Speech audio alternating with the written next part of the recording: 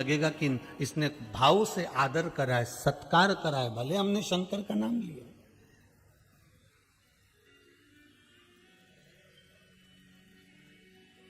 आप भगवान की पूजन करते समय आपको कोई मंत्र याद हो ना हो, भगवान की अर्चना करते हुए कोई आपको अनुष्ठान याद हो ना हो, पर एक लोटा पानी भी अगर आप शंकर जी को चढ़ा रहे हो और श्री शिवाय नमस्तुभ्यम का जाप कर रहे हो, ओम नमः शिवाय पंचाक्षर मंत्र जप रहे हो, महामृत्युंजय मंत्र जप रहे हो, राम नाम कृष्ण नाम शिव नाम जप रहे हो, तो समझ लेना आपको मंत्र भले याद ना हो तो भी आप शंकर का पूरा अनुष्ठान कर रहे हो, आप शिव की भक्ति पूर्ण धारण कर रहे हो।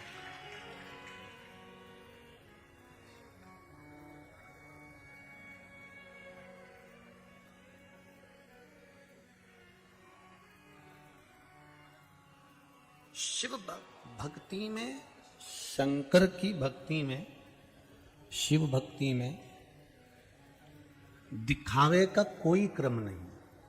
आप दिखावे से दूर हो जाओ।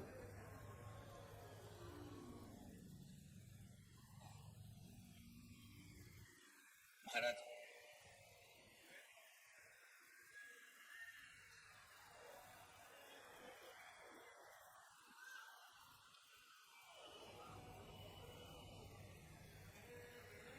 हाथ ठंड में काम नहीं करते और दिमाग घमंड में काम नहीं करता, दो चीजें।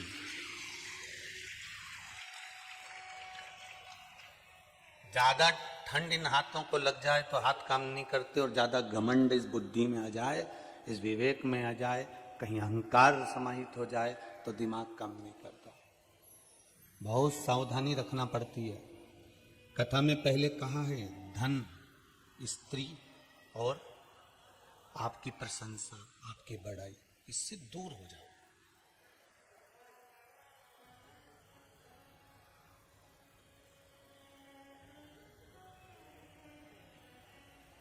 थोड़ा धन कमाओ, परंतु उस धन को शरीर तक रखो, तुम्हारी कुर्ते की जेब तक रखो, तुम्हारे पर्स तक, तुम्हारे अलमारी तक रखो, पर उस धन को दिल में मत आने देना।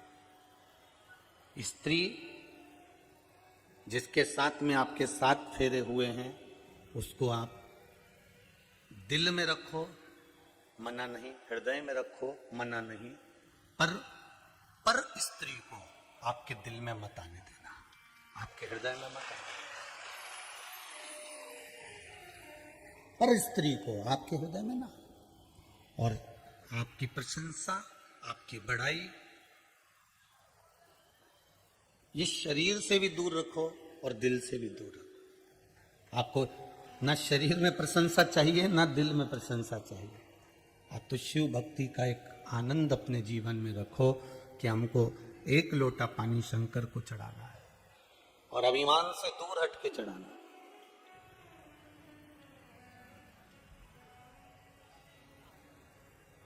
कथा में पहले भी कहा, आज फिर कहते हैं, शंकर के मंदिर में तुम दिया लगाओ ना लगाओ, तुम अगरबत्ती लगाओ ना लगाओ, तुम बेलपत्री चढ़ाओ ना चढ़ाओ, तुम शंकर के मंदिर में जाकर धतूरा चढ़ाओ ना चढ़ाओ, एक काम तो शिव मंदिर में जाकर कर सकते हो कि शंकर जी के मंदिर में झाड़ू लगा सकते हो, पोछा लगा सकते हो, शिव का अच्छे से श्रृंगार कर सकते हो, या इतना भी नहीं कर सकते तो शंकर के मंदिर का शिखर का दर्शन कर सकते हो, या शिव मंदिर का नाम ही उच्चारण कर सकते हो, या शंकर का नाम ही ले सकते हो, तो भी जीवन का कल्याण हो जाता है। कोई जरूरी नहीं कि आप घंटों तक माला लेकर बैठोगे तो भगवान मिलेगा।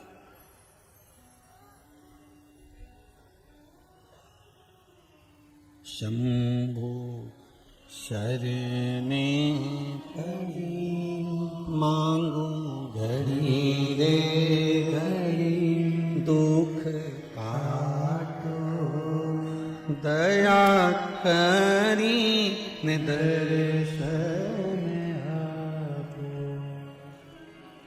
दया करी निदर्शन। भगवान शंकर की भक्ति, शिव का स्मरण, शिव को दिया गया एक लोटा पानी, शंकर को चढ़ाया गया एक चावल का दाना, शंकर को समर्पित करी गई एक बेलपत्र, शंकर को चढ़ाया गया एक पुष्प जीव का कल्याण कर देता है। साधारण मनुष्य तो पैसे ही तर जाता है साहब, हजारों हजार पाप हमारे अगर एकाग्रित भी हो जाएं, 12 महीने शिवरात्रि आती है। बोलो आती कि नहीं आती? हर महीने शिवरात्रि आती है, प्रत्येक महीने शिवरात्रि आती है।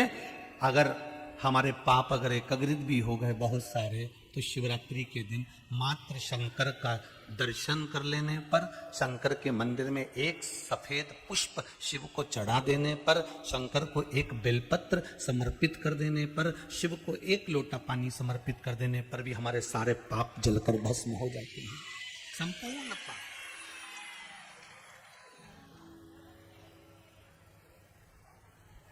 भूलोक का देवता है, भूमंडल पर, पृथ्वी पर ब्रह्मा ब्रह्मलोक में निवास करते हैं, भगवान विष्णु बैकुंठ लोक में रहते हैं, और पृथ्वी लोक का देव है देव अधिदेव महादेव। ये मृत्यु लोक का देव है।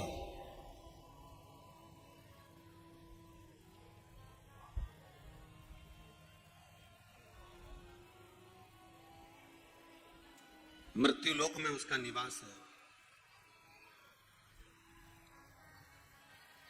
और अगर मृत्यु लोक में उसका निवास है, तो मृत्यु लोक के लोगों को, मृत्यु लोक में रहने वाले जीवों को, मृत्यु लोक में जन्म लेने वाले मनुष्य हो, जलचर हो, थलचर हो, वायुचर हो, उसका कल्याण करने की जवाबदारी भी उसकी है, कोई दूसरा नहीं कर सकता। तेरा ही दिया मैंने खाया पिया है, तेरा शुक्रिया है, तेरा शुक्रिया है। मुझे भोले बाबा ने बहुत दे दिया है, तेरा शुक्रिया है, तेरा शुक्रिया है। ये जायदाद दी है, औलाद दी है, ये जायदाद दी है, औलाद दी है। मुसीबत में हर वक्त इमदाद दी है, मुसीबत में हर वक्त इमदाद दी है। तेरा ही दिया मैंने खाया पिया है, तेरा शुक्रिया है, तेरा शुक्रिया है। भगवान को हर पल, हर घड़ी, हर क्षण धन्यवाद देते रहो। एक लोटा पानी तो अब शंकर जी को इसलिए भी चढ़ा देना कि जनवरी का महीना दिखा दिया, अगर दिसंबर में निपटा देता तो कोई भरोसा? जीवन का कोई ठिकाना था? वो तो आधी रात को कब कमाल कर जाए उसका क्या भरोसा। एक लोटा पानी तो आप शिव जी को इसलिए भी चढ़ा सकते हो कि रोज प्रतिदिन की आपने मुझे ये दूसरा दिन दिखाया है, आपने ये दिया मुझे, ये आपकी कृपा है, ये आपकी करुणा है, आपके सिवा कौन कर सकता।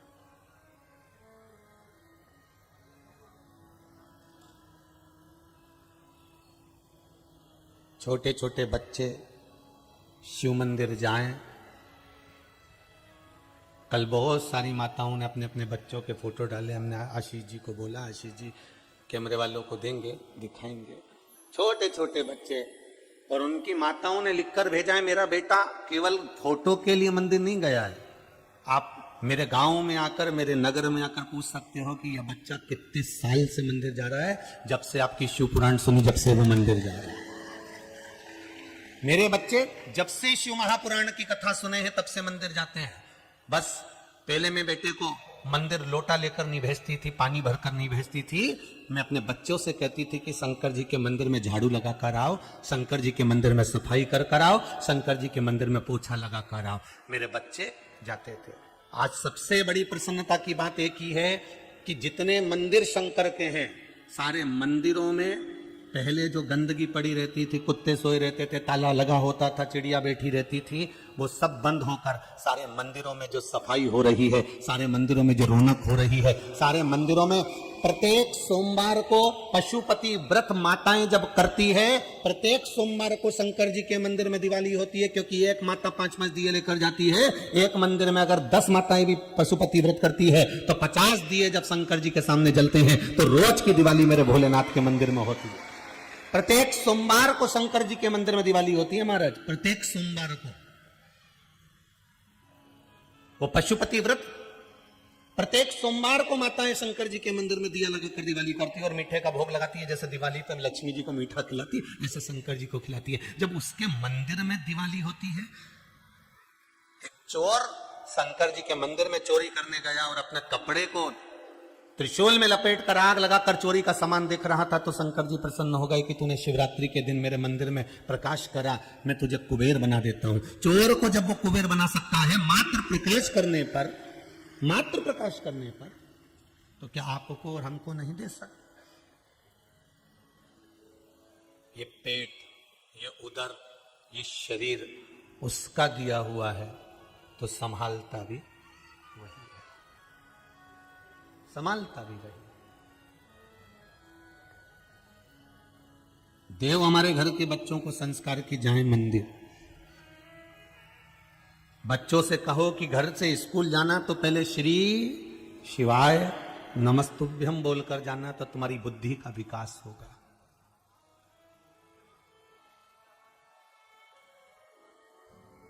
घर में आकर अगर बैग भी रख रहे हो तो पहले श्री शिवाय नमस्तुभ्यम बोलो, सरस्वती तुम्हारे उस बैग के अंदर विराजमान रहकर तुम्हारी बुद्धि में प्रवेश करेगी। जपो श्री शिवाय नमस्तुभ्यम पंचाक्षर मंत्र, मृत्युंजय महामृत्युंजय मंत्र, राम नाम, कृष्ण नाम, शिव नाम, भवानी नाम, जो तुम्हारी मर्जी पड़े उसको भजो पर भजो।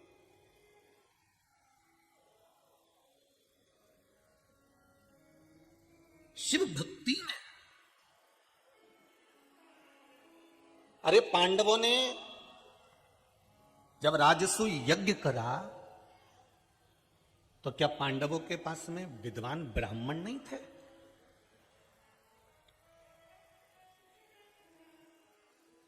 एक समझने वाली बात है, बहुत बहुत ध्यान देना। पांडवों की सभा में जब पांडव बैठे हुए थे, देवऋषि नारद का आगमन हुआ, और देवऋषि नारद जब आए और देवऋषि नारद ने आकर पांडवों को देखा, तो युधिष्ठिर को देखते ही से देवऋषि नारद ने एक बात कही, युधिष्ठिर मुझे तुमसे कुछ बात करना।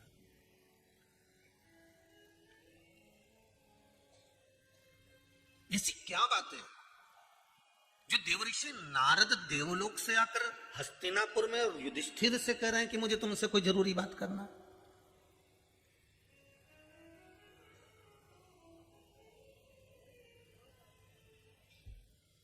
किसी के पूर्वज, पितृ, बुजुर्ग जब नरक में भटक रहे होते हैं, तब कोई सदगुरु, कोई संत, कोई ब्राह्मण आपको बुलाकर कहेगा कि मुझे आपसे बात करना, या आप अपने पथ से भटक रहे हो गए तो कोई गुरु जन, कोई ब्राह्मण जन आपसे कहेंगे कि मुझे आपसे बात करना।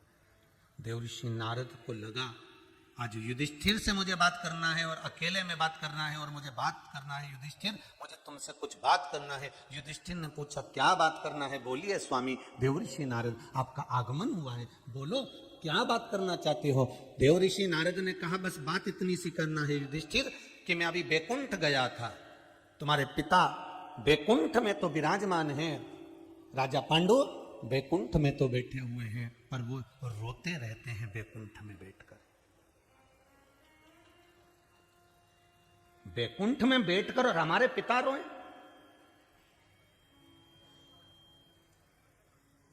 बैकुंठ में बैठकर हमारे पूर्वज रोए? पांडवों ने मन में सोचा फिर हस्तिनापुर किस काम का? अगर हमारे पिता को लज्जा सहन करना पड़े, हमारे पूर्वजों को दुख सहन करना पड़े, हमारे पितरों को गालियां सहन करना पड़े, हमारे पूर्वजों को अपशब्द सहन करना पड़े, तो फिर इतनी बड़ी सांसदता किसी काम की नहीं है साहब, किसी काम की वो सत्ता नहीं। हमारे पिताजी बैकुंठ में क्यों रो रहे हैं? तो देवऋषि नारद ने कहा तुम्हारे पिता की एक इच्छा थी कि मेरे जीते जी मैं राजसू यज्ञ करूं, पर काल किसका हुआ, चले गए। राजसू यज्ञ रह गया है उनका, और वो राजसू यज्ञ जब तक होता नहीं तब तक तुम्हारे पिता बैकुंठ में भी रोते रहेंगे। तुम उनके पुत्र हो, तुम उनके बेटे हो, राजसू यज्ञ करिए।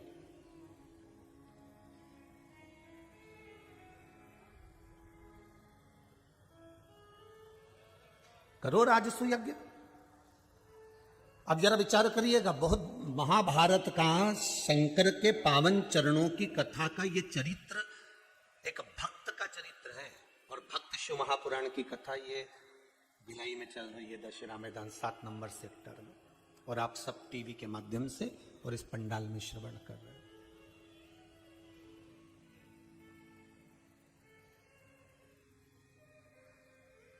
क्या पांडवों के पास में कोई विद्वान ब्राह्मण नहीं था? क्या पांडवों के पास में कोई विद्वत ब्राह्मण नहीं था? कोई ऐसा ऋषिवर, ऐसा कोई गुरुवर नहीं था जो राजसू यज्ञ करा देता? हस्तिनापुर में सारे ब्राह्मण आए और सबने तैयारी करी और राजसू यज्ञ की तैयारी करी, पर भगवान कृष्ण के पास सूचना गई और भगवान कृष्ण आए और कृष्ण ने आकर कहा, युधिष्ठिर ये बताओ कि राजसू यज्ञ को करवाने के लिए तुमने कौन कौन को बुलाया है? तो कहा, गुरुजन सारे विद्वत से विद्वत ब्राह्मण जन को मैंने आमंत्रित करा।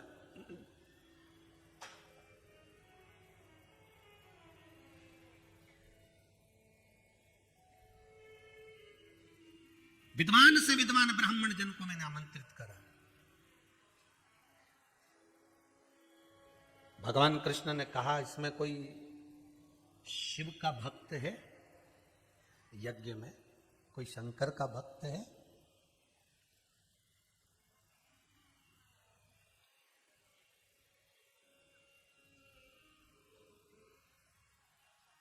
देखिए, बड़ी प्रसन्नता होती है। आप कोई बड़े से बड़ा अनुष्ठान कर रहे हो, बहुत बड़ा यज्ञ कर रहे हो, बहुत बड़ा आयोजन कर रहे हो, तो हमारी भारत की भूमि के जगत गुरु शंकराचार्य 4 पीठ पर विराजमान है। अगर कोई बड़े से बड़ा यज्ञ कर रहे हो और पूरे विश्व के कल्याण के लिए कर रहे हो, तो सबसे पहली सूचना जगत गुरु शंकराचार्य के पास जाना चाहिए कि आपका निमंत्रण है, आप पधारो, आप पधारो। क्योंकि वो भी शंकर का एक स्वरूप, शंकर के एक उपासक, शिव तत्व के रूप में रहते हैं हमारे जगत गुरु शंकराचार्य। 4 पीठ पर जो विराजमान है वो साधारण नहीं हो सकता। आज बड़ी प्रसन्नता का भी विषय है कि शंकराचार्य जी महाराज की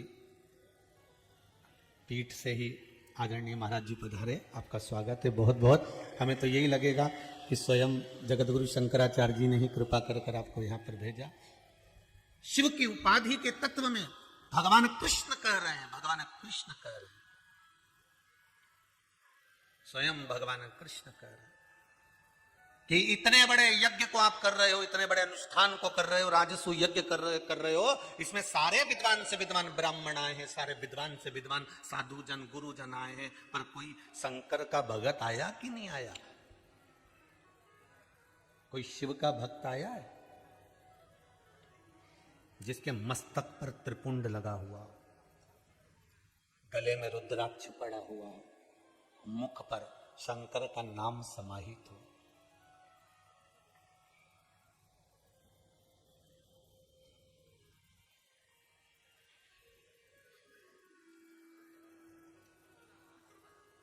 द्वादश तिलक जिसके संपूर्ण शरीर पर लगा हुआ हो, भस्म धारण करी हुई हो कंठ पर,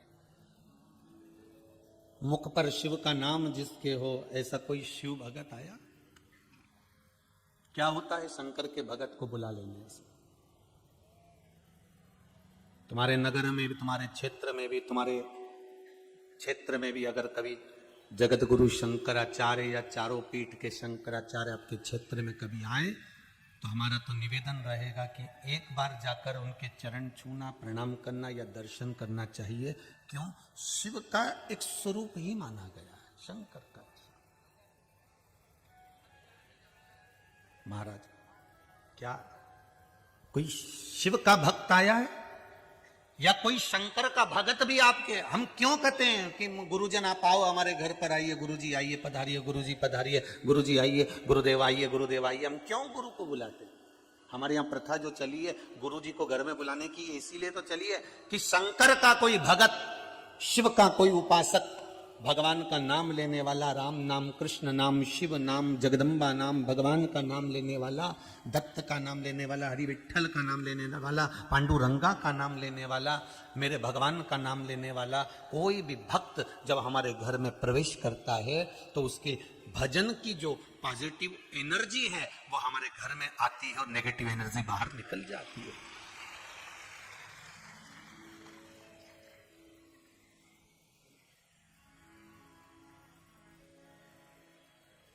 आज एक किसी ने प्रश्न किया था सुबह सीओर ऑफिस में, व्हाट्सएप पर एक प्रश्न किया है। उन्होंने लिखकर भेजा है कि प्रकृति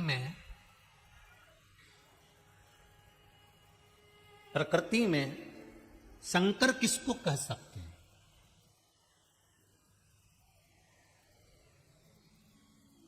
एक किसी ने प्रश्न किया है कि प्रकृति में शंकर किसको कह सकते हैं। तो इस प्रश्न का छोटा सा उत्तर गीता प्रेस गोरखपुर की कल्याण में मिलता है।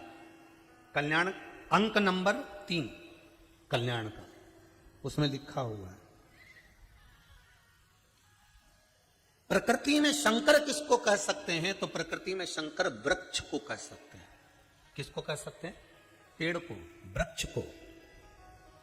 इन पेड़ों को, इन वृक्षों को हम शिव कह सकते हैं, हम शंकर कह सकते हैं। क्यों? क्योंकि रोज तुम्हारे शरीर से निकलने वाली गंदगी को, तुम्हारे शरीर से निकलने वाली ये जो श्वास है, इस बेकार श्वास को वो ग्रहण करता है और विष पीकर तुमको अच्छी ऑक्सीजन प्रदान करता है। वो शिव है। प्रकृति में वृक्ष को, पेड़ को भी शंकर कहा जा सकता है क्योंकि वो रोज ऑक्सीजन दे रहा है आपको, वो रोज आपको ऊर्जा प्रदान कर रहा है, वो रोज आपको अच्छा देने का प्रयास कर रहा है। विष पी रहा है और ऑक्सीजन दे रहा है। तो शंकर ही तो हुआ, शिव ही तो हुआ।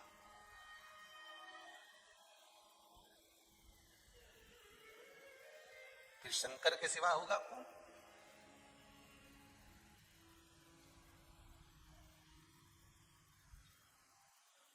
महाराज,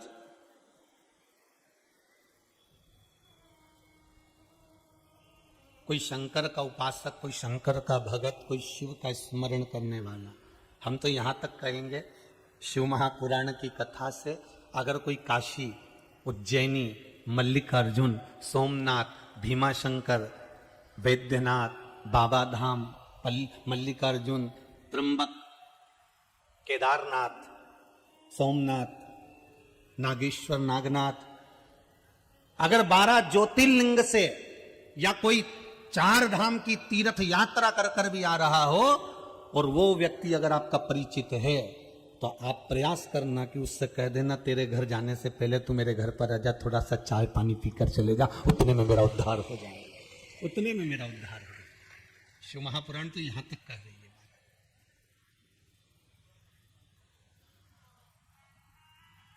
उसका मात्र शरीर पे लगी हुई उसके वो रज, हमारे यहाँ कहते हैं ब्रजमंडल में लोग जाते हैं तो ब्रज में रज में लोट लगाते हैं, रमन रेती में जाकर लोट लगाते हैं।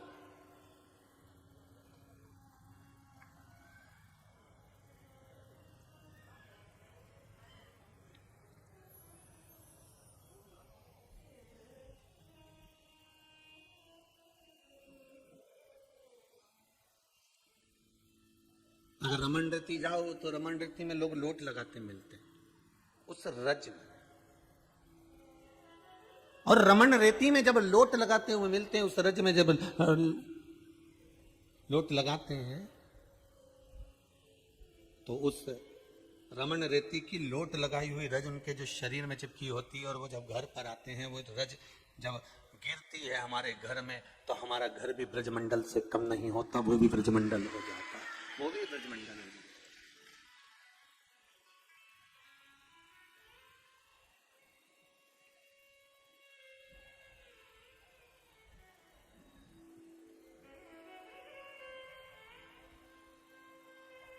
वो भी ब्रजमंडल है, वो भी एक आनंद है। महाराज और सरल भाषा में समझ लो, बहुत सुंदर बात कहे। शिव महापुराण की, भक्त शिव महापुराण की कथा चल रही है छत्तीसगढ़ वालों, बहुत ध्यान लगाकर सुनना। भक्त शिव महापुराण है, क्योंकि आप भी किसी भक्त से कम नहीं हो। इस कथा को पूरा विश्व श्रवण कर रहा है, घर घर में जनमानस इसको सुन रहा है। इस कथा से हमको ये ज्ञात करना है कि भगवान के तीर्थ में जाने वाला, मंदिर जाने वाला, पूजन में जाने वाला, या कोई सदगुरु या कोई ब्राह्मण, कोई विद्वत जन जब हमारे घर में प्रवेश करता है तो हमारे घर से नेगेटिवता चली जाती है। जो हमारे घर में ऐसा लगता है कि मेरा मन नहीं लग रहा, कभी कभी आपको आपके घर में ऐसा महसूस हो कि आज घर में अच्छा नहीं लग रहा, आज मेरा मन नहीं लग रहा, आज मेरे घर में मेरी रुचि नहीं हो रही, आज मेरे घर में मेरा चित्त नहीं लग रहा, आज मेरे घर में मेरा मन नहीं लग रहा, तो निवेदन है कोई भजन करने वाले को, कोई स्मरण करने वाले को, कोई कीर्तन करने वाले को, कोई विद्वान जन को, या फिर आप स्वयं थोड़ी सी देर के लिए शंकर जी के मंदिर चले जाओ, शिव के दरवाजे पर, राम के दरवाजे पर, कृष्ण के दरवाजे पर, जो मंदिर तुम्हारे नजदीक में है उस मंदिर में चले जाओ, कुछ देर बैठिए उस मंदिर में, एक बार दंडवत करके प्रणाम कर बाबा से विनय करके उसी भूमि का स्पर्श कर अपने मस्तक पर हाथ लगाकर आ जाओ, वापस पॉजिटिव आ जाएगी, आपके घर में फिर वही बल दिखने लगेगा, आपके घर में वही सुख वापस प्राप्त हो जाएगा।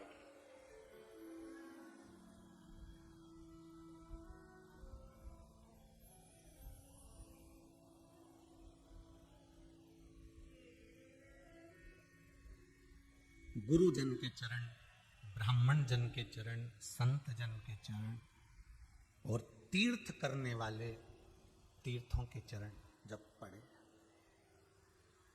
सुख मिलता है, आनंद की एक अनुभूति होती, आनंद का एक सुख प्राप्त होता। शंभु चरणे मांगो घड़ी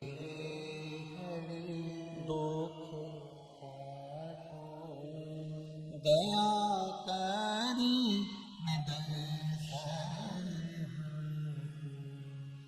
शिव। भगवान कृष्ण ने युधिष्ठिर से कहा, युधिष्ठिर तुमने देवऋषि नारद का कहना माना, और देवऋषि नारद ने कहा कि तुम्हारे पिता बैकुंठ में रो रहे हैं राजसु यज्ञ के लिए, तुमने राजसु यज्ञ करने के लिए विद्वान विद्वान ब्राह्मणों को निमंत्रण दिया, विद्वान विद्वान ब्राह्मण यहाँ पर आए हैं, ऋषिवर आए हैं, गुरुवर आए हैं, पर तुमने कोई शंकर का भगत बुलवाया, कोई शिव का उपासक, शंकर की भक्ति में डूबने वाला अगर किसी को बुलाया कि नहीं बुलाया, ये बताओ तुम तो सबसे पहले। भगवान कृष्ण पूछा,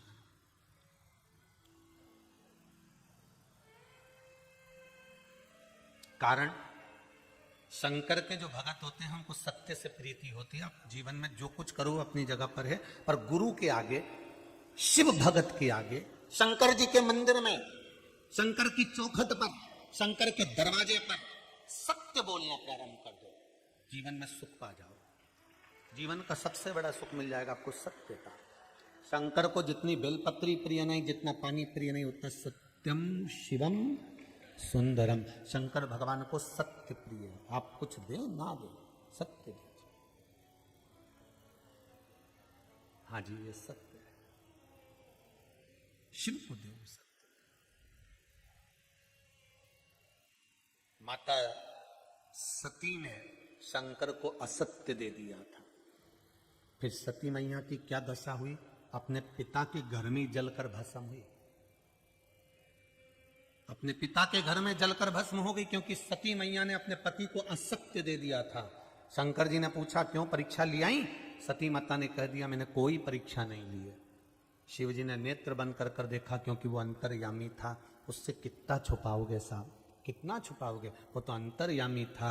और उस अंतर्यामी ने देख लिया कि इसने सीता का रूप रखा और सीता जी का रूप रखने के बाद फिर ये परीक्षा लेने गई। शिव जी ने देख लिया और मुझसे झूठ बोल दिया, जो मुझे प्रिय नहीं वो मेरे सामने रख दिया।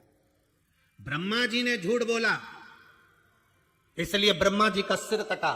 गाय ने झूठ बोला इसलिए गौ माता का पूरा शरीर पूजा गया, प्रमुख का पूज्य बताया गया। केतकी के पुष्प ने झूठ बोला, वो भगवान पर कभी नहीं चढ़ पाया। झूठ बोलने पर आप उन्नति की सीढ़ी पर कभी नहीं चढ़ सकते। चढ़ भी गए तो वहां से धक्का देकर नीचे फेंक दिया जाएगा। इसलिए सत्य पर टिको, सत्य पर टिको। तुमने कोई शिव भक्त को बुलाया है? तुमने कोई शंकर के भगत को बुलाया है? शिव भक्त को, जिसका चित्त, जिसका मन, जिसका भाव शिव में जुड़ा हुआ हो। आज इस दशहरा मैदान की सबसे प्रसन्नता की बात और है कि कई लोगों ने पत्र दशहरा मैदान के नाम से कोरियर द्वारा भेजा है।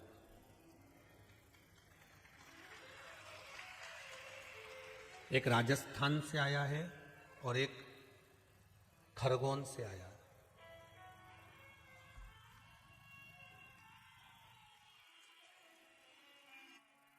प्रतापगढ़ राजस्थान से और एक खरगोन से।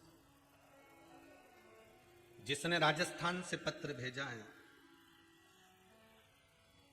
पृथ्वीराज सिंह चौहान, प्रतापगढ़ राजस्थान। उम्र मेरी 13 साल है, कक्षा 7वीं में पढ़ता हूं। ये पत्र भेजा कोरियर से आया है, भारतीय डाक द्वारा पहुंचाया गया है। उस पत्र में इस बालक ने लिखा है, मैं प्रतापगढ़ राजस्थान का निवासी हूं। मेरे जीवन का चमत्कार मैं लिखकर भेजना चाहता था। मेरी मां से मैंने पूछ कर लिखा। मेरे सिर में एक बीमारी हो गई थी, जिस बीमारी के कारण मेरा सिर दुखता ही रहता था। मेरी मम्मी और मेरे पापा ने सारे बड़े बड़े हॉस्पिटल में मेरा इलाज करवा लिया था। तब सारा इलाज जब करवा लिया, तब मेरी मम्मी ने शिव महापुराण की कथा सुनी थी और उस कथा में सुनकर मेरी मम्मी ने कहा कि तू एक काम कर। सियोर वाला महाराज कहता है कि 1 लोटा पानी शंकर को चढ़ा और उस पानी को थोड़ा सा सिर में लगा। देखें तो सही, पानी का लोग कहते हैं कि शिव का पानी बहुत असर करता है, तो तू उसको सिर पे तो लगा।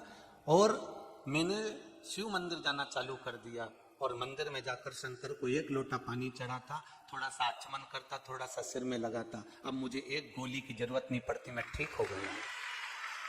नीचे लिखा है, अब मेरा पढ़ने में मन लगने लगा है, अब मैं ठीक हो गया हूं, अब मेरा सिर में तकलीफ नहीं है, अब कोई इलाज नहीं करवा रहा। ये पत्र भेजा है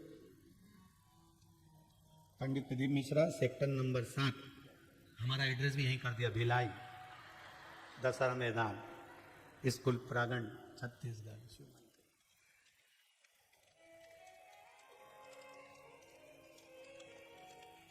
दूसरा पत्र भेजा है एक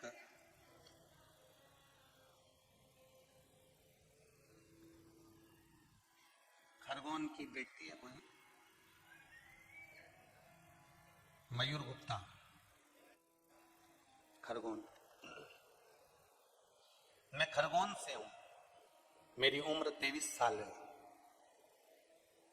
जब खरगोन में आप कथा करने आए थे, मैंने पत्र भेजा था, पर इतने पत्र थे कि मेरा पत्र पढ़ा नहीं गया था।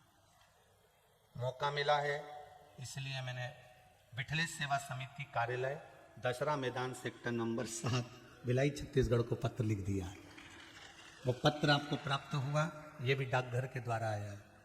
मैं डाकघर के सभी जो डाक देने वाले कर्मचारी हैं उनको नमन करता हूं आपकी भक्ति को कि आपने डाक सही जगह पहुंचाया है। 23 साल की मेरी उम्र है, मैंने पत्र पहुंचाया है आपको, वहां पर पहुंचाया था, पढ़ नहीं पाए थे आप।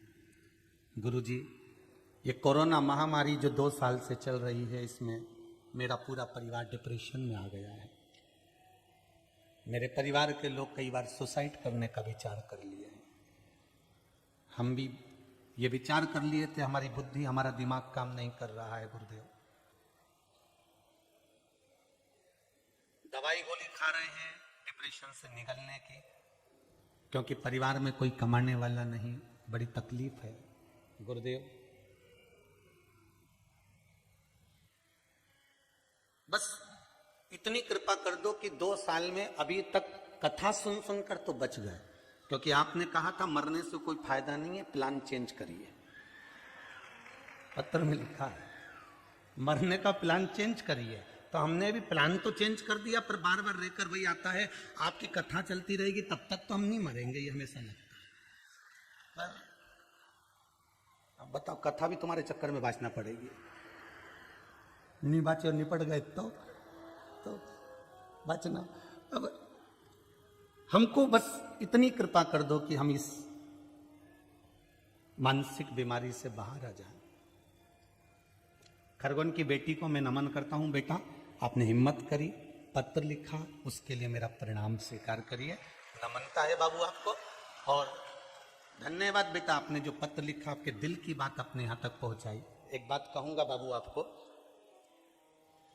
अगर लग रहा है कि बहुत टेंशन में जिंदगी निकल रही है, तो बेटा फिर निवेदन करूंगा, शंकर जी के मंदिर में जाओ, मां जितना समय दे सकते हो झाड़ू और पोछे में देना चालू कर दो। शिव मंदिर में जितने जाले लग रहे हो उस जाले को निकाल दो। शंकर जी के मंदिर में झाड़ू लगाना प्रारंभ कर दो, शंकर के मंदिर में सफाई करना प्रारंभ कर दो, फूल माला जो पड़ी है उसको निर्माल्य को विसर्जन करना प्रारंभ कर दो, छोटी छोटी आटे की गोलियां बनाओ घर में और मछली को देना चालू कर दो, थोड़ा सा दाना ले जाओ पक्षियों को देना चालू कर दो, एक रोटी बनाओ गाय और कुत्ते को देना चालू कर दो। अपने दिल को जब इन जीवों में लगा लोगे, शंकर में लगा लोगे, तो पक्का है कि तुम्हारे को फिर कुछ सोचना नहीं पड़ेगा। थोड़ा समय शिव को देना प्रारंभ करो, शंकर को दो। शिव महापुराण की कथा तो 3 घंटे की होती है जो आपको बल देती है, पर हमारा शंकर तो आपके साथ श्वास के रूप में हर पल चलता है, हर घड़ी हर पल चल रहा है। और किसी के कहने में मत चलना बेटा। इस बेटी को कहूंगा खरगोन वाली को, कोई कितना ताना दे, आप शब्द कहे, तुमको कितना भी इल्जाम पर इल्जाम लगा दे, तो भी ये प्लानिंग मत करना कि अपने को सुसाइड करना है कि मरना। ये प्लानिंग तो कभी जिंदगी में मत करना। अपने चक्कर में दूसरे मर जाए चल जाए, पर अपन को नहीं मरना। अपने काहे मरे, क्यों मरे हम?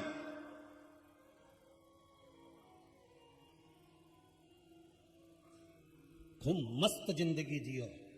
21 से 22 में आ गए हो, कोई 22 काम करके बता दो तो जिंदगी सवर जाए। अच्छी जिंदगी जियो अपने जीवन की। और आप जितने आस्था चैनल पर कथा सुन रहे हो, जितने फेसबुक यूट्यूब पर कथा सुन रहे हो, कोई काम आप अगर कर रहे हो, भले एक चाय का ठेला लगाओ, चाहे एक मूंगफली की दुकान लगाओ, चाहे कुरकुरे की दुकान लगाओ, चाहे बिस्कुट की दुकान लगाओ, चाहे टॉफी की दुकान लगाओ, उसको छोटा मत समझना, बड़ा समझकर काम करना, तो एक दिन बढ़ते चले जाओगे, कोई तुम्हारा हाथ नहीं पकड़ सकता। किसी काम को छोटा मत समझना, उसको अग्रण्य कर चलो, आगे बढ़कर चलो। कोई नौकरी छोटी नहीं होती कि हमको 5,000 रुपए महीना मिल रहा है, 7,000 रुपए महीना मिल रहा है, 6,000 रुपए महीना मिल रहा है, मैं कब तक यहाँ काम करूंगा 7,000 में? करते रहो जब तक वो 7,000 के 14,000 नहीं हो जाए। उसी के दरवाजे पर करना, वो अपने आप तेरी भक्ति को देखकर 14,000 कर देगा, अपने आप 8,000 को 16,000 कर देगा। तो दिल से करके तो देख, अपना दिल एक काम में जान लुटाकर तो देख। मेरे भगवान गीता में कहते हैं कि कर्म कर, फल की इच्छा मत रख, मैं बैठा हूं देने वाला। शंकर भी वही कहते हैं, कोई भी काम करना है दिल से कर, बाकी का तेरा ओघरदानी बैठा है। फाइल बहुत बड़ी है तेरे दुख की, क्योंकि पूर्व में तूने बहुत बेकार बेकार काम करे हैं, लिखा पढ़ी ब्रह्मा जी ने बहुत सारी करी है, पूरी फाइल भरी पड़ी है। पर इस फाइल को गायब करने में थोड़ा समय लगेगा। तू तो कर्म करे जा, तू पोछा लगाते जा, मैं फाइल को ही पोछ दूंगा, तू क्या चिंता करता है? कर कर्म, तू भजन भगवान का भजन।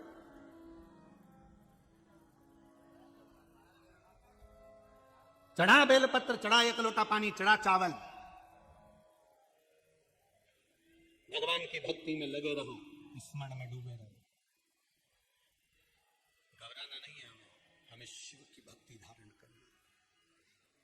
एक माता ने पत्र में लिखा है, मेरी कमर पूरी खराब हो चुकी थी। देखिए हिम्मत, देखिए उस माता की, उसको धन्यवाद दूंगा मैं।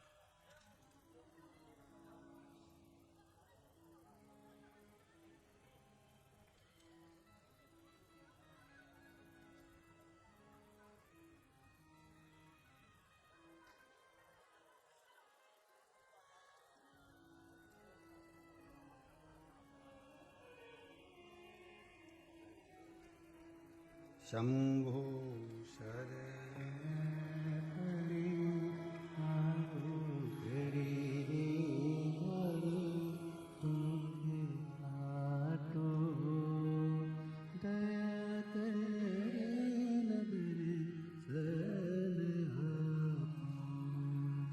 वंदना सिंह और आशीष सिंह सतना मध्य प्रदेश से।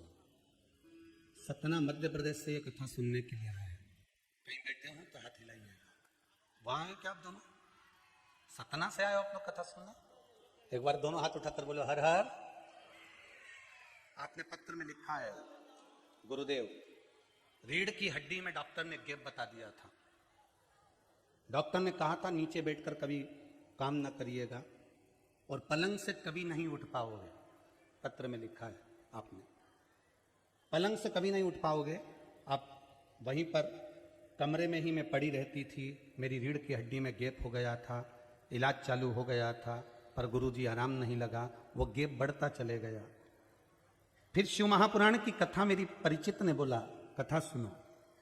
तब उस कथा का रसतत्व ग्रहण करा गुरुदेव, और एक उपाय जो आपने बताया था वो करा। अब वो रीढ़ की हड्डी का गैप समाप्त हो गया है और हम लोग बैठकर कथा सुनने के लिए आए हैं भिलाई में कि हमें बाबा ने आराम दे दिया। जो हम डॉक्टर में पैसा लगाते हैं इसलिए हम कथा सुनने के लिए यहाँ पहुंच गए, बाबा से विनती करने के लिए कि तेरा चमत्कार। बैठो बहन बैठो, हर हर। बैठिए बैठिए विराजी। शिव भक्ति होती, विश्वास है तो शंकर, विश्वास नहीं तो शिव नहीं। अभी और पत्र हैं, पढ़ेंगे, बहुत सारे रखे हैं।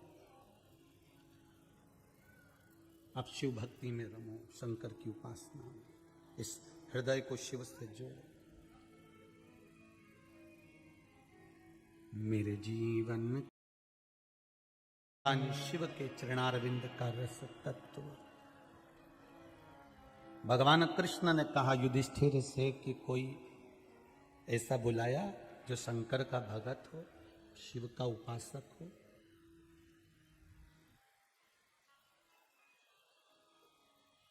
किसी शंकर के भक्त को यज्ञ में बुलाया कि नहीं बुलाया?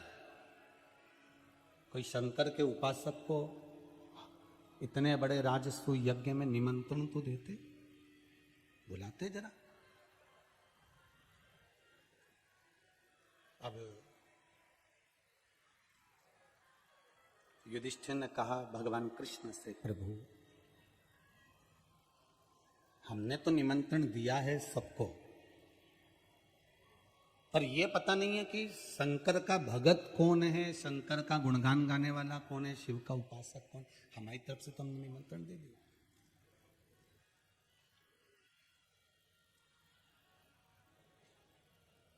भगवान कृष्ण ने कहा युधिष्ठिर, शिव का एक भगत है, शंकर का एक भगत है, जिसका नाम है ऋषि पुरुष मृगा। क्या नाम है ऋषि का? पुरुष मृगा। कमर तक का शरीर पुरुष का है और पैर हिरण के हैं, मृग के हैं। थोड़े ये शंकर जी के जो भगत होते हैं ना, अड़भंगी होते हैं हर कुछ। शिव के जो भगत होते हैं अड़भंग होते हैं। इनके शरीर से भले ना दिखे कि इनको क्या लगा है क्या नहीं है, पर इनके भीतर अगर शंकर बैठा हुआ है तो वो अड़भंग है, वो उसकी भक्ति बिल्कुल अलग है। आप उसको समझें ना समझें, जो समझ गया उसका जीवन समर गया, जो नहीं समझा वो गया। जो समझ गया उसका जीवन समर गया। शिव के जो भगत होते बड़े अड़भंगी,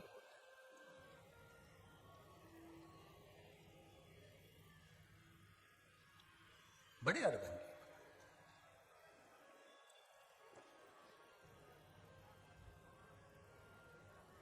अब भगवान कृष्ण ने कहा पुरुष मृगा, ये शिव का भगत है, शंकर का उपासक है, ऋषि है। इनका शरीर कमर तक तो पुरुष का है, पर पांव नीचे के मृग जैसे हैं, हिरण जैसे हैं, इसलिए इनका नाम पुरुष मृगा है।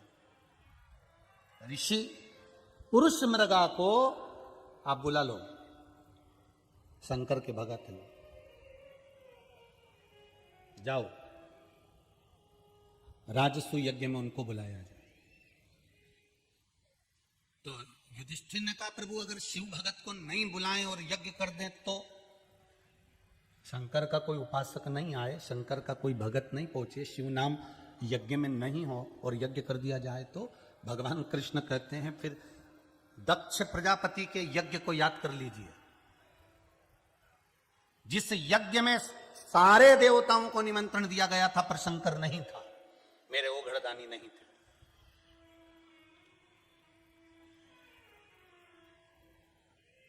फिर निवेदन करते हैं आपसे, आपके शहर में, आपके नगर में, आपके गांव में, आपके क्षेत्र में कहीं पर भी कोई रामायण हो, भागवत हो, शिव पुराण हो, यज्ञ हो, अनुष्ठान हो, कोई बड़ा कार्यक्रम हो रहा हो तो अपने नगर के आसपास में जो साधु संत महात्मा जो भी निवास करते हो उनको निमंत्रण देकर अवश्य बुलाना चाहिए कि उनके चरण पड़ेंगे तो हमारा जीवन का कल्याण होगा। उनके चरण हमारे यहां पड़ जाएं, हमारा जीवन का उद्धार हो जाए। उनकी भक्ति, उनका भजन, उनका स्मरण, वो जो मंत्र जपते हो, जो राम कहते हो, कृष्ण कहते हो, शिव कहते हो, भक्ति में डूबे हो, उनको बुला। क्या होगा उससे? क्या उनके आने से हमारा यज्ञ सफल होगा? अगर पुरुष मृगा को नहीं बुलाया, ऋषि पुरुष मृगा को, तो क्या यज्ञ राजस्व नहीं हो सकता? भगवान कृष्ण कहने लगे क्यों नहीं हो सकता, करो। अगर ऋषि पुरुष मृगा को नहीं बुलाएंगे तो क्या यज्ञ नहीं होगा? होगा। कौन कह रहा है कि यज्ञ नहीं होगा? होगा।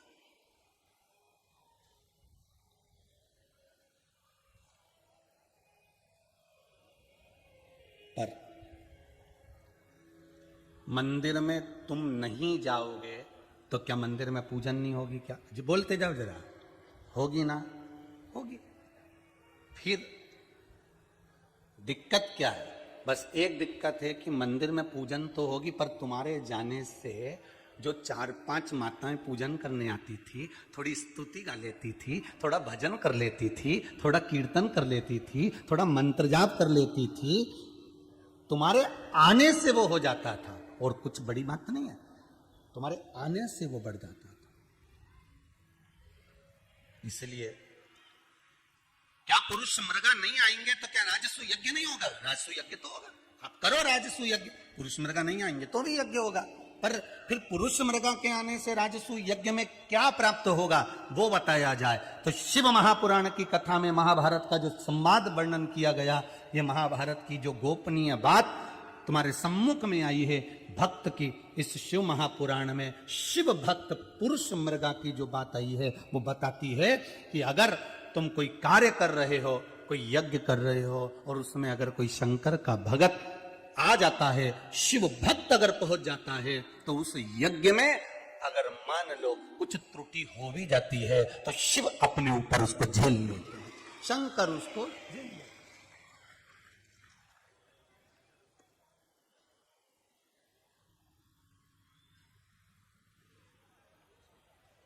शिव उसको अपने ऊपर झेलते हैं। अगर कोई गलती हो गई है तो उसको कौन झेलेगा? शंकर। शिव अपने ऊपर झेल लेते। देखिए सबसे ज्यादा गलती किससे होती है? मनुष्य से होगी कि भगवान से होगी? जम के तो बोलो है। नहीं हो सकता भगवान से ये गलती हो गई हो कि अपने को पैदा कर दिया, ये भी तो गलती है। तो सबसे ज्यादा गलती भगवान से कभी गलती नहीं होती, गलती होती है मनुष्य से, गलती होती है मानव से, गलती होती है मनुष्य से।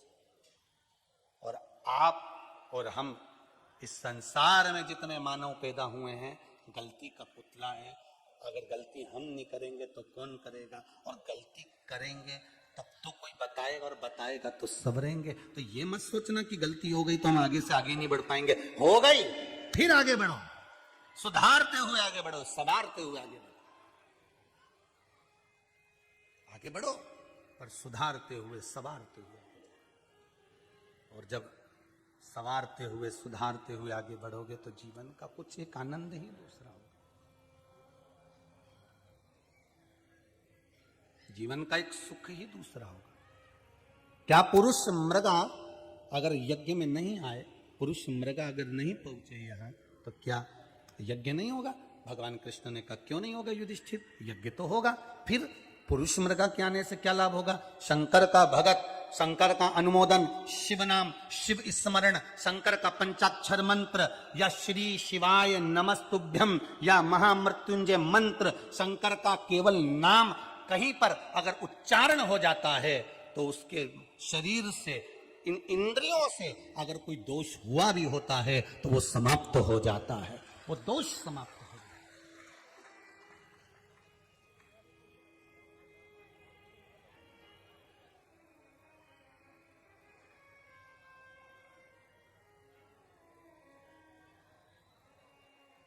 शरीर गलती करता है, करेगा, ये शरीर है, गलती करेगा।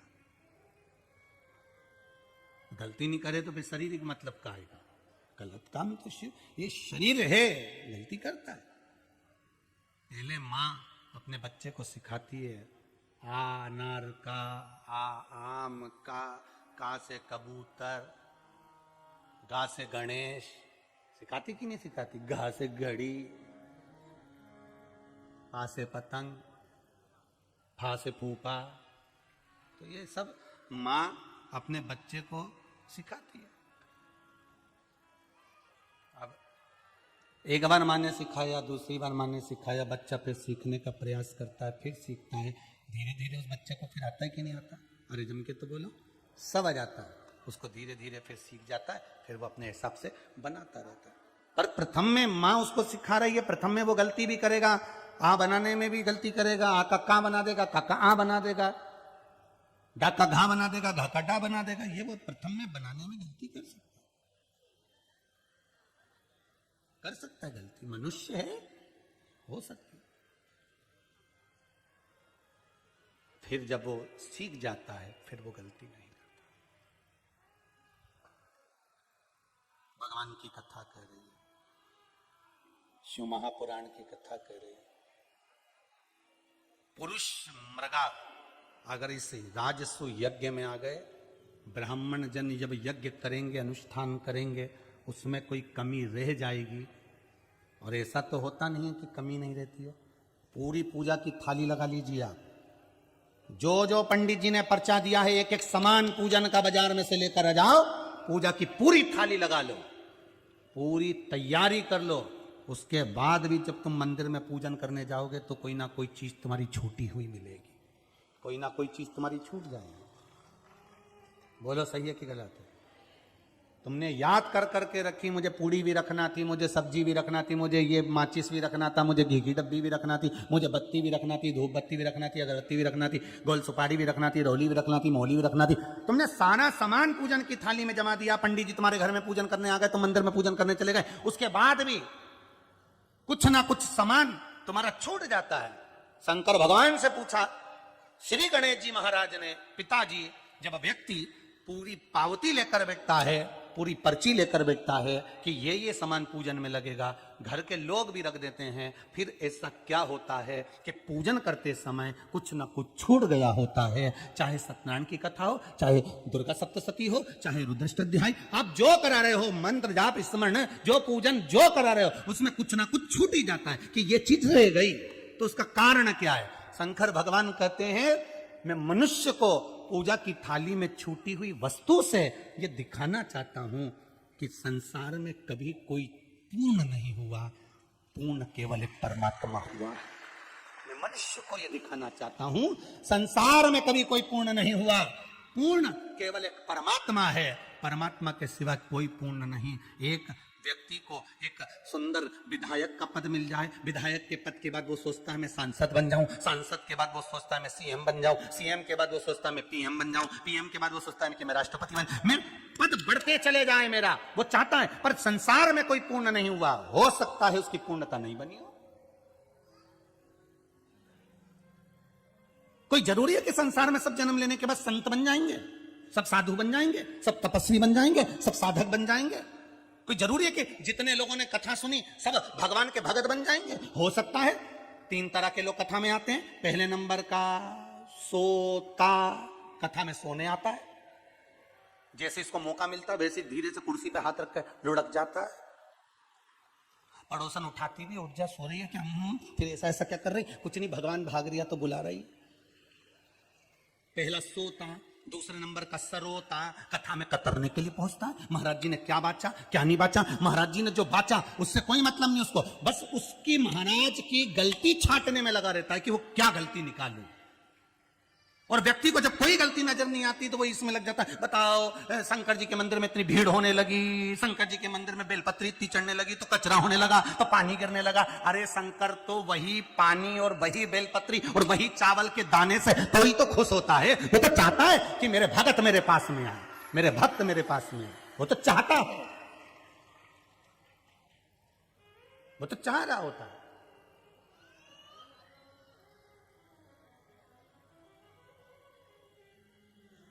भक्ति का बल है उसमें, उसका काम केवल कतरने का है। वो जिंदगी में बैठे बैठे बस कतरता ही रहता है, क्या गलती छाटूं क्या गलती छाटूं क्या गलती छाटूं। तो पहले नंबर का सोता, दूसरे नंबर का सरोता और तीसरे नंबर का होता है श्रोता, जो केवल कथा सुनने आता है, उसको कोई मतलब नहीं।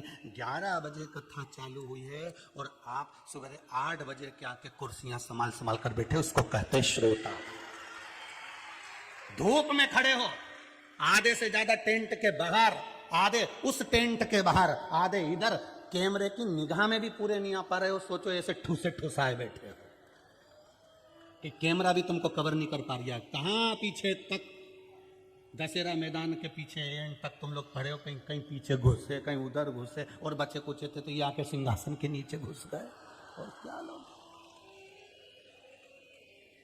अब बचा क्या है, कल का ही दिन बचा है, तो हमको तो ये चिंता है कि इसको नहीं कबाड़ ले। ये कैमरे की निगाह से भी तुम लोग दूर हो। अब कितना बेचारा आस्था चैनल वाला कवर करे तुम लोगों को कि भाई कहीं का तो, अब बाकी के तो बेचारा हाथ हिलाए कि हमको तो ले लो रे, थोड़ा तो ले लो। अब करे क्या वो चैनल वाला भी क्या करे उसमें, ये कबाड़। अब वो कहे कि इतना भरा भराया बैठा है, इसको कहते हैं श्रोता। अब लोग कहते हैं बताओ सीवर वाला महाराज तो सबको पगला बना है, तो तुम पगले हो क्या? बोलो कहां के?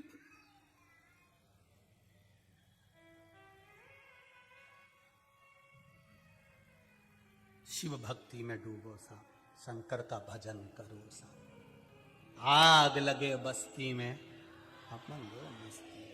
कोई कुछ भी कहना, और मेरी माताएं जो शिव भक्ति में लगी हैं, मेरे पुरुष जो शिव भक्ति में लगे हैं, छोटे छोटे बच्चे जो शिव भक्ति में लगे हैं, आपको मेरी ओर से दंडवत है सब, दंडवत करता हूं आपको, आपकी शिव भक्ति को दंडवत करता हूं। अभी तो ये स्थिति हो गई है पूरे विश्व की कि कोई शंकर जी के लिए आड़ा टेढ़ा कह दे या शंकर के भगत के लिए आड़ा टेढ़ा कह दे तो माताएं जूड़ा बांध के तैयार हो जाए। बोल तो रे, क्या बोला? बोला क्या तू? फिर से बोल, कैसे बोल दिया? अभी तो माताएं शंकर की इतनी, और बिल्कुल शिव महापुराण की कथा कहती है शंकर की निंदा मत सुनना, और अगर सुनना ही है तो शिव की भक्ति सुनना। और कहीं अगर शंकर की निंदा करने वाले को जवाब नहीं दे सकते तो वहां से बाहर हो जाओ या ग्रुप से ही हट जाओ, हमें नहीं रहना इस ग्रुप में जहां शिव की निंदा हो। जहां शंकर की निंदा होती है हमें वहां नहीं रहना, बिल्कुल नहीं रहना। आग लगे अपने मस्त, तुम तो बढ़िया खजूर वाली चोटी मोटी बनाओ ना, मस्त आनंद में वो ऐसा बकासुर के दांत जैसा बक्कल, और तुम तो बढ़िया मस्त अपनी जिंदगी जियो रे। कहाँ रखा है ये 2022 में प्रवेश करे हो ना, आज से एक नियम बना लो, कोई कुछ बोले नहीं तो लड्डू तिल्ली का भगवान के चढ़ाओ। आज एक बोला मेरे लिए, गड़बड़ बोला, तुम तो खाओ चकाचक। अभी मकर संक्रांति आने वाली है, सब तिल्ली का लड्डू वड्डू जोरदार अच्छी गजब, पर ऐसी मत बना लेना कि दांतड़ी टूट जाए, अच्छी जोरदार होना। पहले गणेश जन्म होता था ना कथा में, तो हम गणेश जन्म मनाते थे तो लड्डू फिगवाते थे। अब वो लड्डू इतने भारी लेके आते थे लोग कि लोगों की खोपड़ियां फूट जाती थी, और किसी किसी का तो बेचारा गुम्मा पड़ गया, किसी के खून निकल आया। तो तब से हमने मना कर दिया कि कोई लड्डू नहीं फेंकेगा, लड्डू का काम खत्म। तो तुम तो भगवान खूब प्रेम से भगवान शंकर की आराधना करो। क्या कहीं का निंदा करने वाला निंदा करे, या तो उसका जवाब दे दो, 4-5 इकट्ठी हो जाओ, पूजन करते करते नमामि समीशान निर्वाण रूपम ब्रह्म करते, और नी तुम वहां से पूजन करी ना, अपन बढ़ लो, आपने बोलना ही नहीं, फिर जा उधर जा। शंभु शरण मांगू दुख दया करी न दर्शन। क्या होगा पुरुष मृगा को बुलाने से? पुरुष मृगा आएगा तो अगर यज्ञ में कुछ गलती हो गई तो उसको पुरुष मृगा के आने से सफलता मिल जाएगी। तो युधिष्ठिर ने पूछा यज्ञ में गलती होती है क्या? ब्राह्मण यज्ञ करा रहे हैं तो क्या गलती होगी? भगवान कृष्ण ने कहा अर्जुन याद कर युधिष्ठिर, पहले एक यज्ञ करा था, याद कर उस यज्ञ को, जिस यज्ञ को तुमने करा और करने के बाद उस यज्ञ में एक बड़ा सा घंटा लगाया। पहले का नियम था यज्ञ की पूर्ण आहुति होते से ही वो मंदिर का घंटा, वो यज्ञ का घंटा बजना चाहिए अपने आप, उसको कोई बजाएगा नहीं। युधिष्ठिर घंटा बजा था वो तेरे यज्ञ में? नहीं बजा था। फिर क्यों? क्या करा तूने? युधिष्ठिर कहने लगे मैं 5 भाइयों के साथ ब्राह्मणों के पास में गया, ऋषिवरों के पास में गया और ब्राह्मणों से कहा ब्राह्मणों शास्त्र रीति कहती है कि यज्ञ की पूर्णाहुति में घंटा बजना था, तो घंटा क्यों नहीं बजा? तो ब्राह्मणों ने कहा कुछ ना कुछ गलती रह गई है, कुछ ना कुछ रह गया है, इसलिए घंटा नहीं बजा। तो ब्राह्मणों क्या आपने जो यज्ञ करवाया उसमें कुछ गड़बड़ हो गया? नहीं। ब्राह्मण कहने लगे यज्ञ में गड़बड़ नहीं हुआ है, 2 तरह का यज्ञ होता है। एक यज्ञ में अग्नि देवता को सांकल्य दी जाती है जिससे देवता प्रसन्न होते हैं। दूसरे यज्ञ में लोगों को भोजन कराया जाता है और उनके गरीबों के उदर में जब भोजन जाता है तो उससे दुआ मिलती है, तब यज्ञ पूर्ण होता है। तो तुम्हारा वो यज्ञ तो ठीक हुआ, पर वो यज्ञ अधूरा रह गया जो तुमने पूरे हस्तिनापुर में खबर करवाई थी। भंडारा भंडारा भंडारा पूरे हस्तिनापुर में खबर करवाई और हस्तिनापुर के लोग भोजन करने आए। जरा पता करो कौन भूखा रह गया? संतों ने कहा, ऋषियों ने कहा, ब्राह्मणों ने कहा पता करो कौन भूखा रह गया। तब गए नकुल और सहदेव, अर्जुन और भीम सब देखने गए। तब अर्जुन को एक ब्राह्मण बैठा हुआ मिला। बाबा आपने हमारे यहाँ भंडारे में भोजन किया, मैं काय को भोजन करूं तुम्हारे भंडारे में? मैं तुम्हारे भंडारे में काय को भोजन करूं? क्यों बाबा भोजन नहीं करना?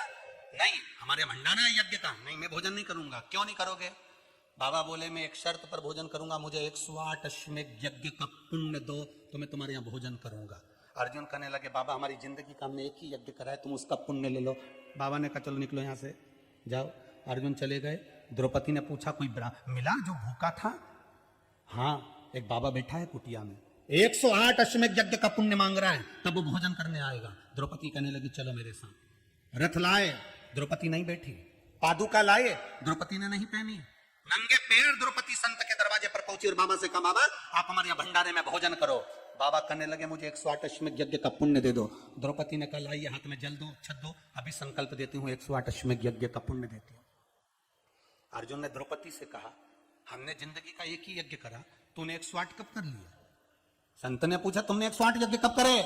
द्रौपदी कहती है बाबा मैंने अपने गुरु के मुख से सुना था, गुरुवर के द्रोणाचार्य के मुख से सुना था, जितने कदम चलकर हम मंदिर तक जाते हैं, जितने कदम चलकर हम संत के गुरु के दरवाजे तक जाते हैं, जितने कदम चलकर हम शिव महापुराण तक जाते हैं, उतने अश्वमेध यज्ञ हम अपने जीवन के कर लेते हैं। उतने अश्वमेध यज्ञ हमने अपने जीवन के कर लिए। मैं आपके पास चलकर आई हूं, 5000 कदम चली हूं, 5000 अश्वमेध यज्ञ मैंने करे हैं, उसमें से 108 तुमको दिए। अब चलो भोजन करने। संत उठकर चुपचाप चल दिए, भोजन करा, मंदिर का घंटा अपने आप बज गया, यज्ञ का घंटा बज गया। भगवान कृष्ण कह रहे हैं ऐ सुन युधिष्ठिर, पहले यज्ञ में कमी रह गई थी, अब कमी नहीं रहने दूंगा। इसलिए कोई शंकर का भगत अगर यज्ञ में आकर बैठ गया, शंकर के भगत के चरण शिव महापुराण के इस पावन आनंद में अगर कोई शिव का भक्त आ जाता है, यज्ञ में कोई शंकर का भगत पहुंच जाता है, अनुष्ठान में कोई शिव का भक्त पहुंच जाता है, आपके घर के वास्तु पूजन में, यज्ञ में, भूमि पूजन में कोई संत, साधु, महात्मा, जोगी, सन्यासी, तपस्वी, साधक, ब्राह्मण जन, कोई शिव भक्त पहुंच जाता है, आपकी पूजन सफल हो जाती है। इसलिए मैं चाहता हूं कि पुरुष मृगा यहां पर आ जाए। पुरुष मृगा आए, पुरुष मृगा को बुला, वो शिव का भक्त है, शिव का भक्त है। जब तक वो शंकर की आराधना नहीं कर लेता तब तक वो उसको भोजन पचता ही नहीं, वो भोजन करता ही नहीं, शंकर ही शंकर चाहिए उसे। अच्छा, हाँ, कहां मिलेंगे वो? युधिष्ठिर ने पूछा कृष्ण से, पुरुष मृगा ऋषि कहां मिलेंगे? भगवान कृष्ण कहने लगे, उनके पांव हिरण के लगे, और हिरण कभी किसी के पकड़ाई में आता है क्या? सबसे तेज दौड़ता है, सबसे तेज।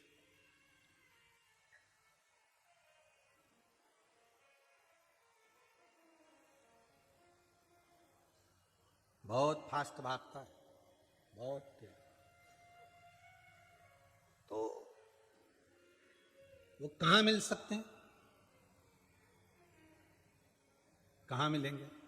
वन में कहीं तप साधना कर रहे हो, वन में कहीं साधना में लगे हो, जाओ, वन में कहीं तप साधना कर रहे होंगे, और वन में अगर तप साधना कर रहे हैं तो वहां जाकर उनको देख लो। गए, और युधिष्ठिर ने भीम को भेजा, जाओ जरा पता करो, पुरुष मृगा को जरा मालूम करो।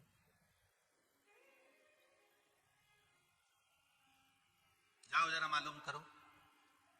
भीम गए पुरुष मृगा को ढूंढने के लिए। ऋषि पुरुष मृगा को ढूंढते ढूंढते भीम पहुंच गए सीधे हनुमान जी महाराज के पास, जहां पर हनुमान जी महाराज लेटे हुए थे, आराम से अपनी मस्ती में राम राम जप रहे थे। भगवान खूब अलमस्त होकर भगवान का भजन कर रहे हैं। हनुमान जी के दर्शन करने से भी एक आनंद मिल जाता है कि हनुमान जी जब भी मिलते हैं ना, भजन की मुद्रा में मिलते हैं। उनके बड़े अलमस्त होकर मंदिर में राम नाम सीताराम सीताराम जपते रहते हैं।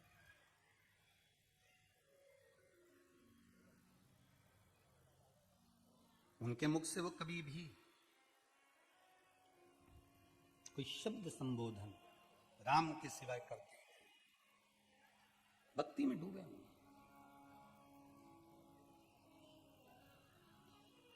भजन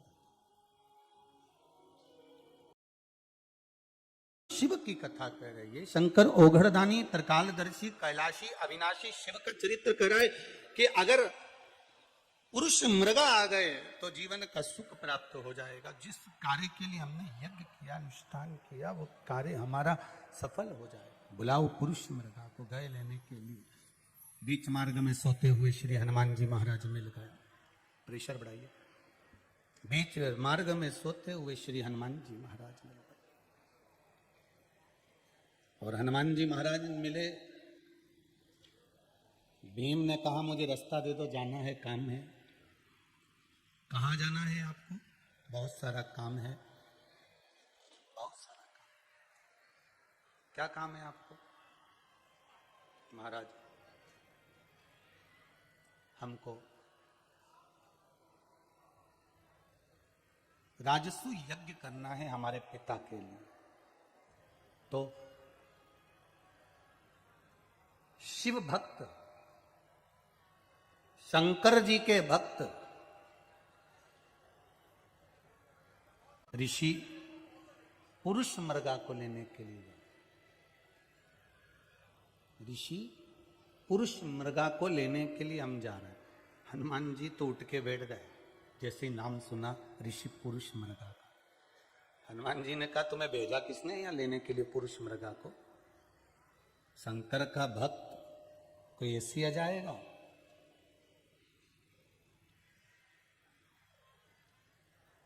शिव भक्ति क्या ऐसी मिल जाएगी? शंकर की भक्ति पाना कोई सरल बात है क्या? एक पत्र में लिखा एक बहन ने, संतोषी साहू, ग्राम घड़ोली से, जिला बेमतरा, छत्तीसगढ़ से। कहीं हैं तो हाथ हिलाइए, कहीं बैठे हो आप ही हैं माता जी? एक बार जोरदार ताली बजाकर हर हर महादेव बोलो, हाथ उठा के बोलो दीजिए हर हर महादेव। आपने पत्र में लिखा है माता जी कि गुरुदेव श्री शिवाय नमस्तुभ्यम, मेरे भाई की बहू गर्भ से थी। गुरुदेव, वो गर्भ से थी और अचानक उसका बीपी कुछ गड़बड़ हो गया, हॉस्पिटल में भर्ती कर दिया गया और डॉक्टर ने साफ साफ बोल दिया मां या बच्चे में से कोई एक बचेगा। कुछ कारण था, आपने पत्र में लिखा है दीदी। तब एक बचेगा, सभी ने उम्मीद छोड़ दी। गुरुदेव, मेरी मौसी ने मुझे फोन कर कर बोला कि आस्था चैनल पर शिव महापुराण की कथा आ रही है, उसको सुनो और हो सके तो बाबा का नाम लेकर बाबा पर विश्वास रखो, बाबा चाहेगा तो अच्छा होगा। पत्र में लिखा है संतोषी जी साहू जी ने कि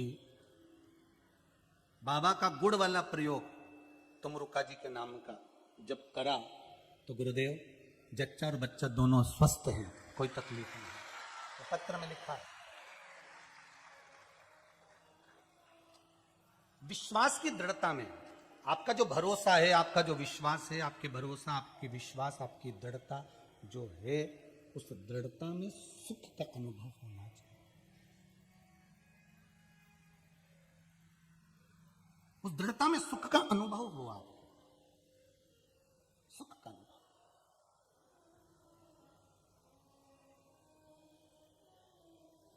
हनुमान जी उठ के बैठ गए कि आप ऋषि पुरुष मृगा को लेने जा रहे हो। ऋषि पुरुष मृगा को आपको मालूम है वो वन में मिलेंगे।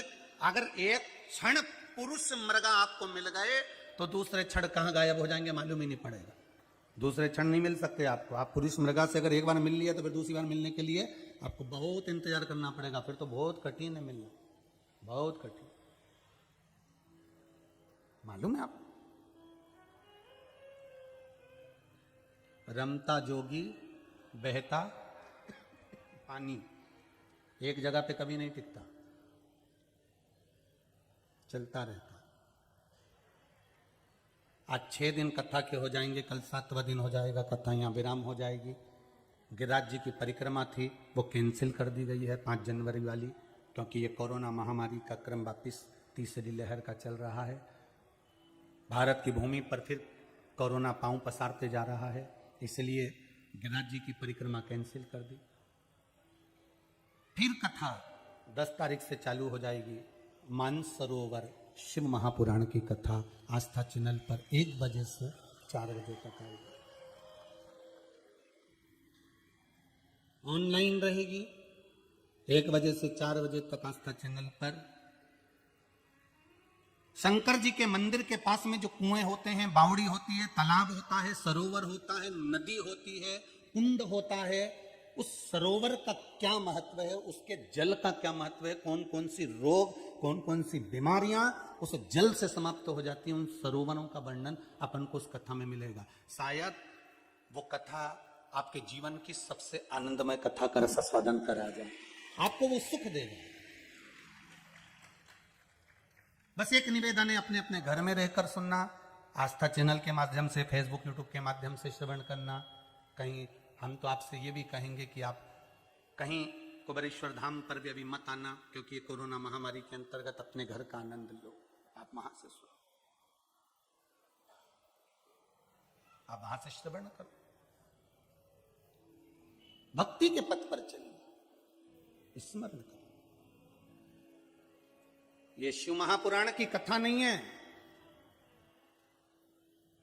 शंकर की ये आनंदमय कथा मेरे भारतवासियों को, मेरे विश्ववासियों को भगवान के पथ तक लेकर जाना और भगवान की अविरल भक्ति प्रदान करने वाली ये कथा है, हिंदू धर्म को जागृत करने वाली ये कथा है।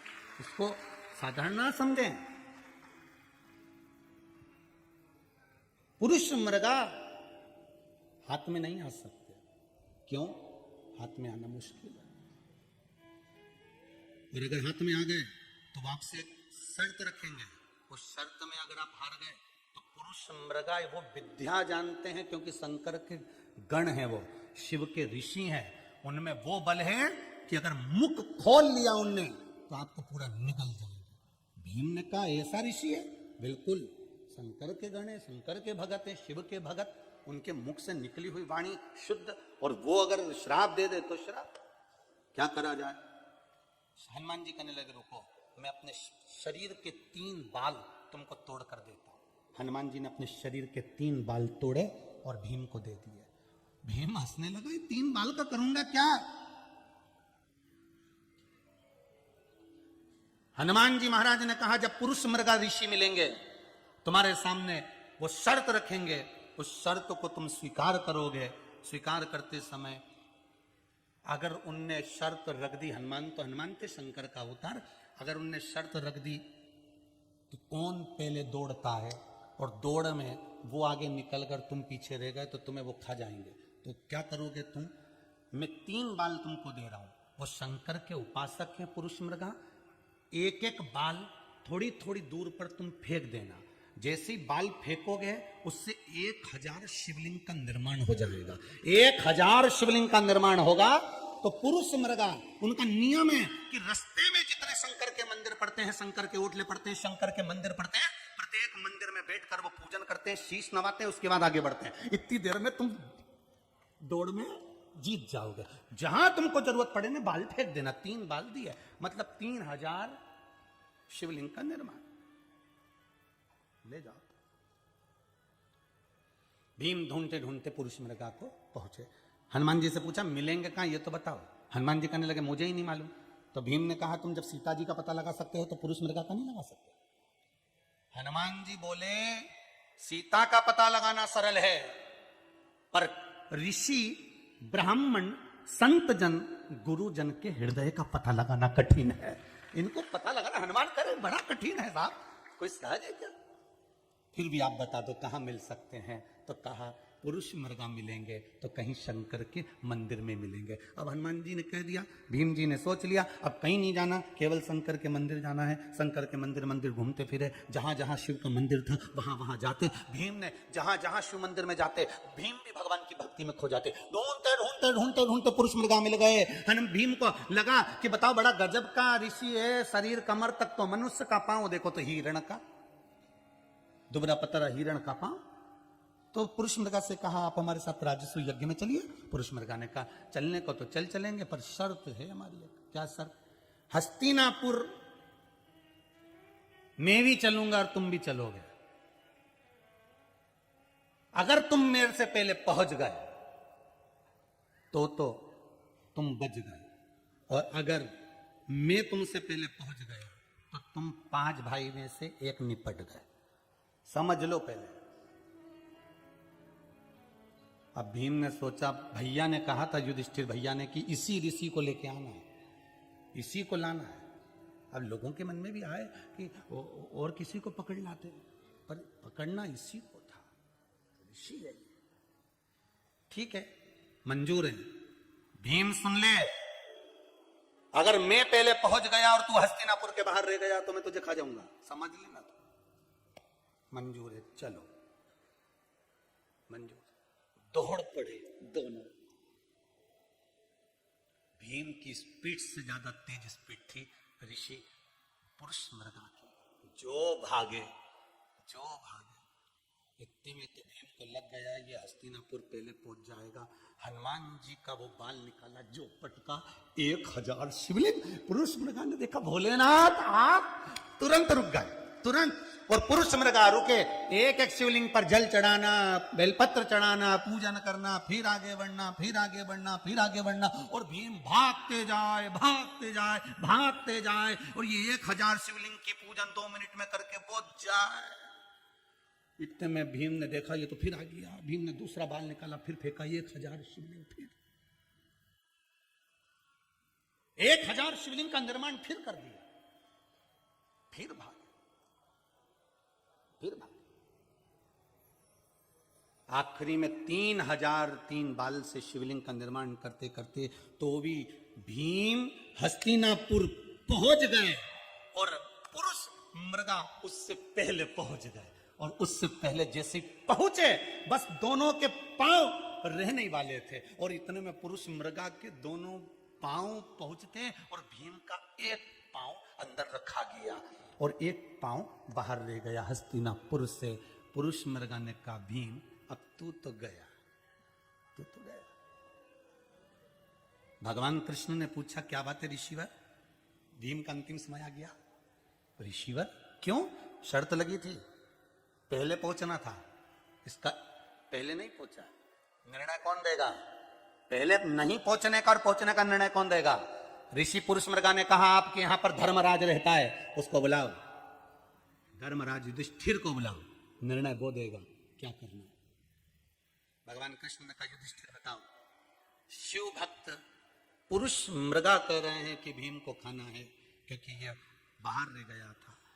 युधिष्ठिर ने कहा गुरुवर ये लाइन के अंदर इसका एक पांव पहुंच गया था, एक पांव बाहर था, आप चाहें तो आधा इसको निपटा जाओ, आधा खा, आप चाहें तो आधा इसको निपटा लें, आधा खा लें। पुरुष मृगा ने कहा धर्मराज युधिष्ठिर तुम्हारा निर्णय बहुत अच्छा लगा, वर देता हूं भीम, चल अंदर पहुंच के राजस्व यज्ञ करते हैं, चल।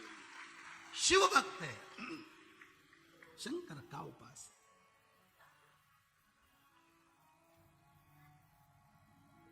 शिव भक्ति में कुछ रहता नहीं है। शंकर की उपासना, शंकर की भक्ति, शंकर की दृढ़ता सुख देती है, या रहता कुछ नहीं।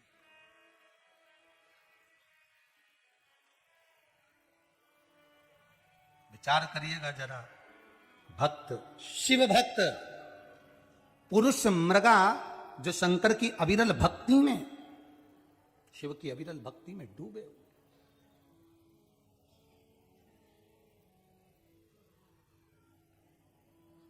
शिव की अविरल भक्ति में डूबे।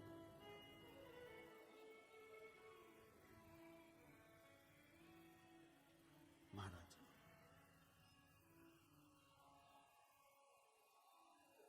एक बात अपनी जिंदगी में उतार कर रखिएगा।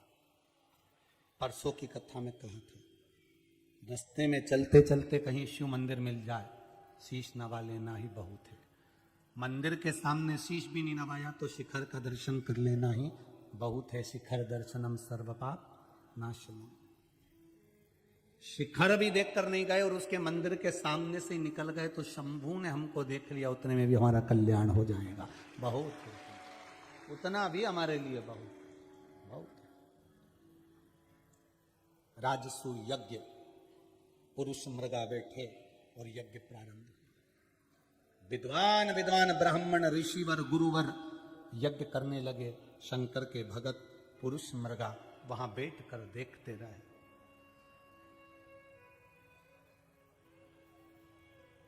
शंकर के जो भक्त होते हैं वो जरा बोलते चालते कम ही है, उनको कोई मतलब नहीं रहता, तो अपनी मस्ती में रहते हैं, अपने ठाट में, अपने आनंद में भजन करा, स्मरण करा, दो भोजन करा, रोटी खाए, पानी पिया, चले, उन्हें कोई मतलब नहीं किसी से। आग लगे बस्ती में अपन रहो। शिव भक्त होता ही ऐसे, पुरुष मृगा को कोई मतलब नहीं। वो कहते हैं ना, जैसे उज्जैन में 3-4 लोग बैठकर चिलम लगा रहे थे, तो भगवान भोलेनाथ जी ने सोचा चलो आज अपन भी महाकाल मंदिर से बाहर निकलते हैं और इन भक्तों के बीच में बैठ जाते। वो भी बैठ गए।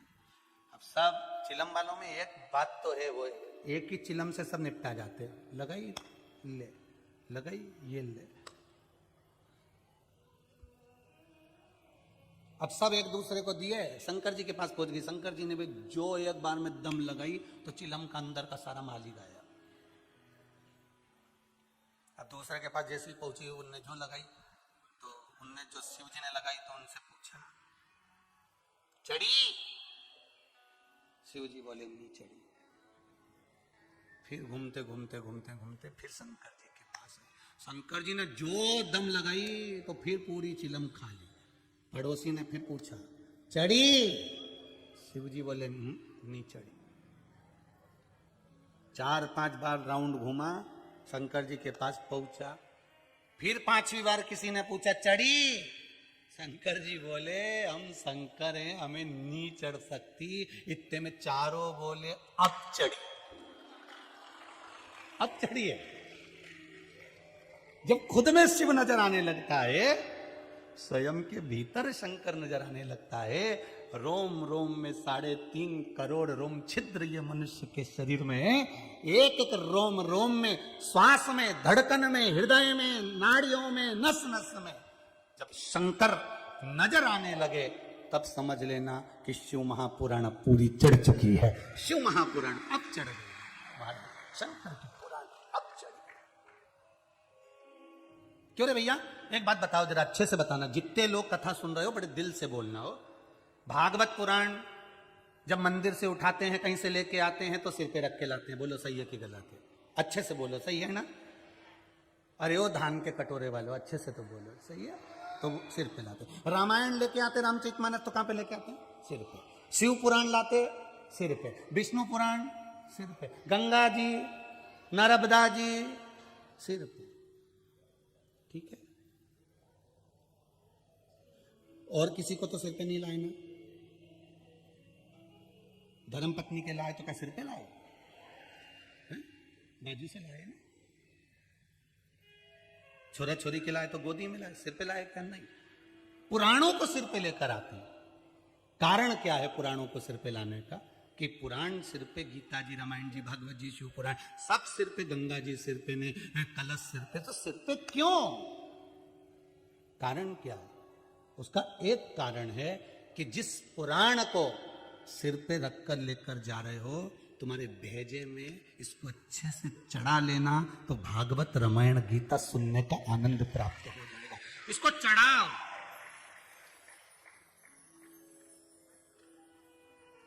भीतर चढ़ना चाहिए ये साहब। और कितनी सुंदर बात की, अहंकार में तुम मत चढ़ना, पुराण को सिर पर चढ़ा लेना। नहीं तो भारत के 10 लोग घूमने के लिए अमेरिका गए, अमेरिका में जाके उन्होंने मैनेजर से कहा हमको होटल का रूम दे दो। मैनेजर ने कहा 100 मंजिल ऊपर है। तो 100 मंजिल ऊपर काहे से जाएंगे? लिफ्ट से चले जाना। ठीक है, दे दो। उन्होंने रूम ले लिया तो 100 मंजिल ऊपर लिफ्ट से जाते। और एक दिन कहीं घूमने गए, वापस आए तो लाइट चली गई। उनसे मैनेजर से पूछा ऊपर कैसे चढ़ेंगे? तो क्या सीढ़ियां लगी है, चढ़ गए। तो उन्होंने कहा दादा ऊपर तो चढ़ जाएंगे तो इससे ऊपर पहुंच जाएंगे पैदल।